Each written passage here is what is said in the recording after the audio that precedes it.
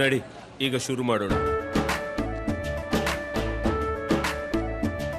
ಕೇಸರಿಯಿಂದ ಮನೋಲ್ಲಾಸ ಮನಸ್ಸು ಮತ್ತೇರಿ ಕುಣಿದಾಡಿದೆ ನೋಡು, ಮನಸ್ಸು ಮತ್ತೇರಿ ಕುಣಿದಾಡಿದೆ ನೋಡು. ಕ್ಷಣ ಕ್ಷಣವೂ ಆಚರಿಸಿ ಕೇಸರಿ ಹಬ್ಬ.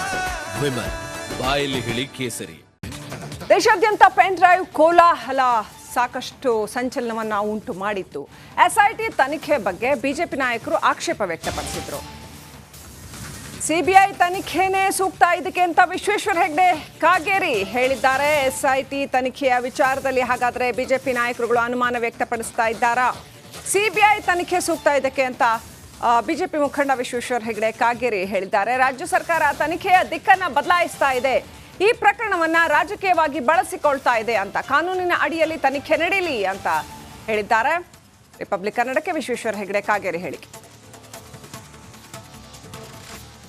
ಪ್ರಜ್ವಲ್ ರೇವಣ್ಣ ಕೇಸ್ ದಿನದಿಂದ ದಿನಕ್ಕೆ ಸಾಕಷ್ಟು ಕಠಿಣ ಆಗ್ತಾ ಇದೆ. ಒಂದು ಕಡೆ ಲುಕ್ಔಟ್ ನೋಟಿಸ್ ಇರ್ಬೋದು ಅಥವಾ ಬ್ಲೂ ಕಾರ್ನರ್ ನೋಟಿಸ್ ಇರ್ಬೋದು, ಎಲ್ಲ ಜಾರಿ ಆದರೂ ಕೂಡ ಈವರೆಗೂ ಕೂಡ ಪತ್ತೆಯನ್ನು ಮಾಡೋದರಲ್ಲಿ ಸರ್ಕಾರ ಕೂಡ ವಿಫಲ ಆಗಿರ್ತಕ್ಕಂಥದ್ದು. ಸೊ ಈ ಕುರಿತಂತೆ ಈಗಾಗಲೇ ವಿಪಕ್ಷದವರು ಕೂಡ ಸಾಕಷ್ಟು ಟೀಕೆಗಳನ್ನು ಮಾಡ್ತಾ ಇದ್ದಾರೆ. ಬನ್ನಿ ಯಾವ ರೀತಿಯಾಗಿ ಈಗ ಈ ಪ್ರಕರಣವನ್ನು ನೋಡ್ತಾರೆ. ನಮ್ಮ ಜೊತೆ ಈಗ ಹಿರಿಯರು ಹಾಗೇನೇ ಮಾಜಿ ಸ್ಪೀಕರ್ ಆದಂತಹ ವಿಶ್ವೇಶ್ವರ ಹೆಗಡೆ ಕಾಗೇರಿ ಅವರು ಇದ್ದಾರೆ, ಅವ್ರನ್ನ ಮಾತಾಡ್ಸೋಣ. ಸರ್, ಈ ಪ್ರಕರಣವನ್ನು ತಾವು ಯಾವ ರೀತಿ ನೋಡ್ತೀರಿ, ಯಾವ ದೃಷ್ಟಿಯಲ್ಲಿ ನೋಡ್ತೀರಿ? SITಗೆ ಈಗಾಗಲೇ ರಾಜ್ಯ ಸರ್ಕಾರ ತನಿಖೆಗೆ ವಹಿಸಿದೆ. ಈ ತನಿಖೆ ನಿಷ್ಪಕ್ಷಪಾತವಾಗಲಿ ಅಂತ ನಾನು ಬಯಸ್ತೀನಿ. ಆದರೆ ರಾಜ್ಯದ ಕಾಂಗ್ರೆಸ್ ಸರ್ಕಾರ ಇದು ತನಿಖೆಯ ಒಂದು ದಿಕ್ಕನ್ನು ರಾಜಕೀಯವಾಗಿ ಬಳಸ್ಕೊಳ್ತಾ ಇರುವಂತಹ ಎಲ್ಲ ಲಕ್ಷಣಗಳು ಕಾಣ್ತಾ ಇದೆ, ಎಲ್ಲ ಅವರ ಚಟುವಟಿಕೆಗಳು ಕಾಣ್ತಾ ಇದೆ. ಆ ಎಲ್ಲ ಹಿನ್ನೆಲೆಯಲ್ಲಿ ಈ ವಿಷಯವನ್ನು CBI ತನಿಖೆ ಕೊಡಬೇಕು ಅಂತ ನಾನು ಆಗ್ರಹಿಸ್ತೇನೆ. ಈಗ ಬ್ಲೂ ಕಾರ್ನರ್ ನೋಟಿಸ್ ಜಾರಿಯಾಗಿದೆ. ಇದು ತುಂಬ ಕಠಿಣ ಒಂದು ಕೇಸ್ಗಳಲ್ಲಿ ಮಾತ್ರ ಮಾಡೋಂಥದ್ದು. ಆದರೆ ಈವರೆಗೂ ಕೂಡ ಆಗ್ತಾ ಇಲ್ಲ. ಯಾಕೆ ಸಕ್ಸಸ್ ಆಗ್ತಾ ಇಲ್ಲ? ಇದು ಈ ಬ್ಲೂ ಕಾರ್ನರ್ ನೋಟಿಸ್ನ ಒಂದು ಸೀರಿಯಸ್ನೆಸ್ ಗೊತ್ತಾಗ್ತಾ ಇಲ್ವಾ ಅಂತ ಏನಾಗ್ತದೆ?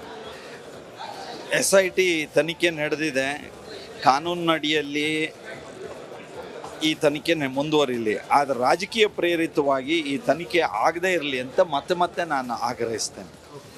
Thank you sir, thank you so much. Okay, ಇದಿಷ್ಟು ಕೂಡ ವಿಶ್ವೇಶ್ವರ ಹೆಗಡೆ ಕಾಗೇರಿ ಅವರ ಮಾತು.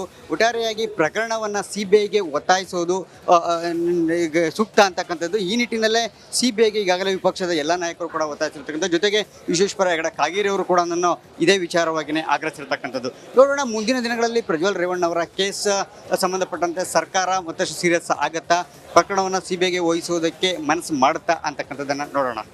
ಕ್ಯಾಮ್ರಾ ಪರ್ಸನ್ ಮಂಜುನಾಥ್ ಜೊತೆ ಸುರೇಶ್, ರಿಪಬ್ಲಿಕ್ ಕನ್ನಡ, ಬೆಂಗಳೂರು.